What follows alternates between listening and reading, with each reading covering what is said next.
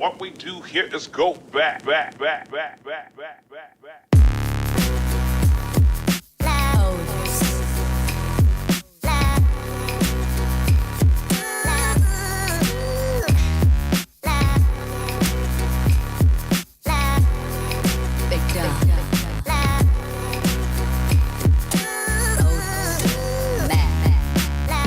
Alright, what's up?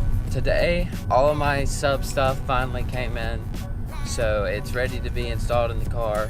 Like I said in the first video, usually I'd install my sound system myself, just for the reason that I enjoy working on sound system. I've built a good bit of sound systems for myself and for my friends, and so like I love like car audio and, you know, messing with it and building your own sound system. But with this car being so new and me not really understanding everything about it and it having so much like electrical components to it, I don't really trust myself tearing apart the dash just yet, just because I don't want to risk messing anything up. So I'm going to take it to a local sound shop around me and I'm going to have them install it for me. So we'll see how it goes.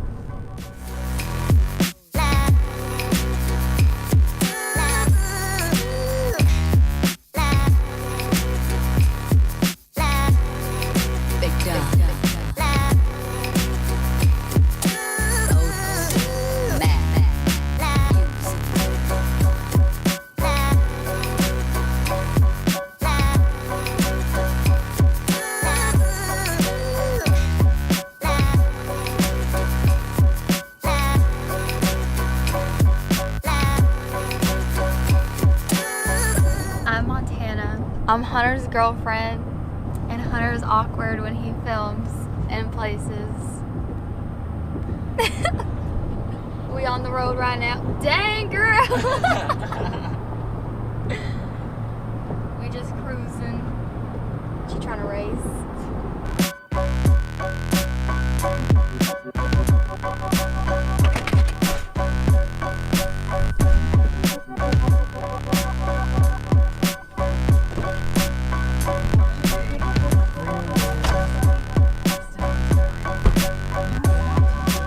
Right now we're on our way back to Sounds Great to pick up in the car with the new sound system, and then we'll go from there. This is Montana. They've already known. She thinks she's a princess. She's very obnoxious and I hate her, but I love her too. And she takes me to do car things when I need her to. She doesn't complain about it. Yes. Okay, we're about to pull up at Sounds Great and pick up my car.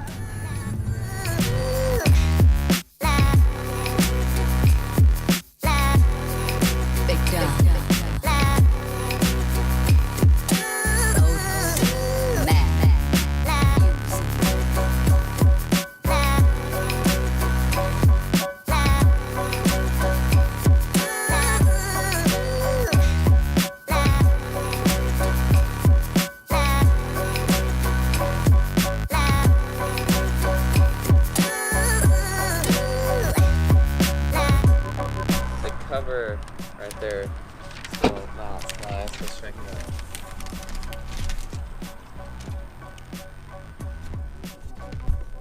See that amps mounted behind the seat right there. The subs mounted in pretty flush. Just that box on, that's pretty cool. With the red. Oh, I'm so stoked to hear it.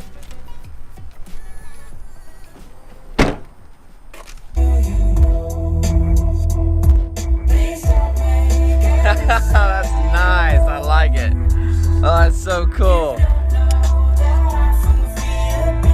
Oh, that's so awesome. I mean, I know it's not any like, you know, it's not like competition. I mean, the last system I had was 2 Rockford Fosgate P3 D410s on a punch 1000-watt competition amp, and I had it right behind me sitting in a seat in the back of my extended cab Z71. So I mean, that was some heavy bass. you know, when I was a sophomore or a junior in high school. And I mean, that was cool and all, but I mean, you know, you didn't really have much trouble. And I know maybe later on I'll replace the speakers, I'll get better speakers that I'll run off of an amp or something, but right now the stock speakers are brand new, so I might as well use them. And for riding without, you know, a sub for so long and having that in there, it's so cool to actually have it back and to be able to, you know, use it again and actually have that bass. So yeah, I'm pretty excited. I don't know, some of y'all are gonna, you know, hose me because, you know, it's just one 10-inch sub, but I don't care.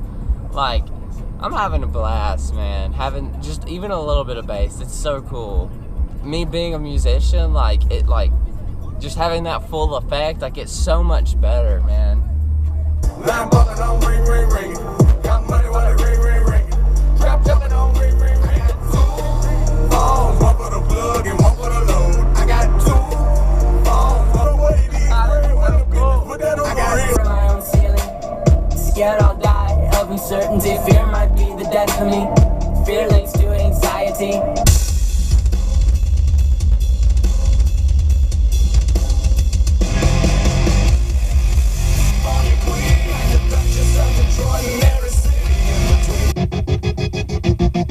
My favorite band. The sun is over my head.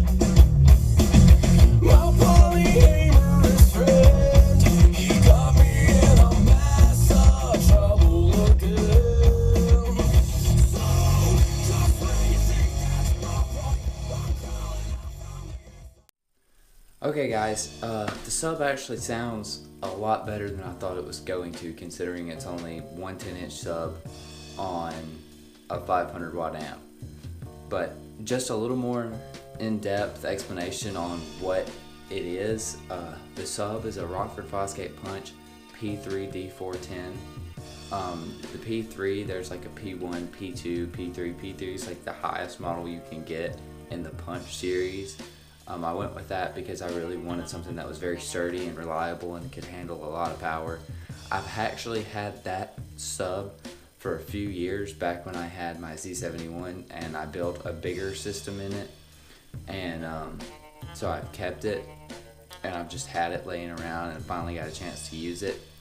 But the amp is a Rockford Fosgate Prime R501XD. You know, it's not like a super like heavy competition, you know, 1000 watt amp, but it does what I need it to do, and I love the amp. I've actually owned the amp before and used it on a couple of other systems, and I sold it, and then I ended up buying it again for this system, and I love it. I think it's great, but all together, put together, it's actually a very good system, and it sounds really good with the car and in the car, and I'm very happy with it.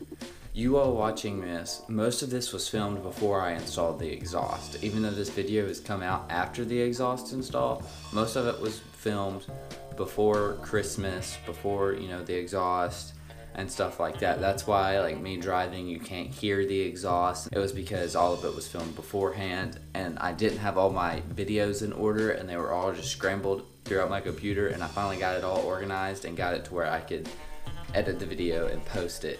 So now I'm just closing it out, just using a bit more in-depth on what's going on.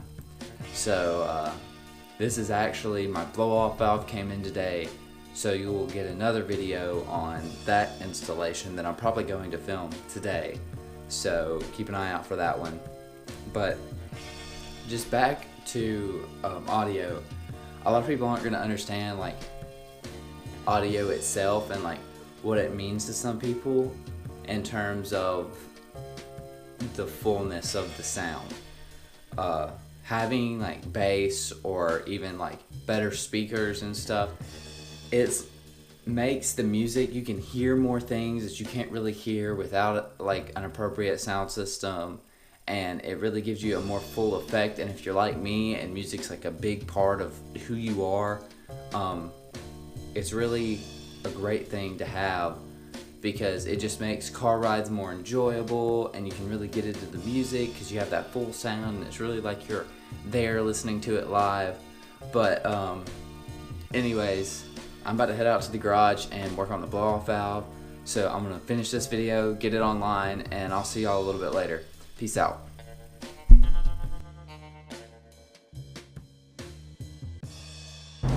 And that's it. See y'all next week.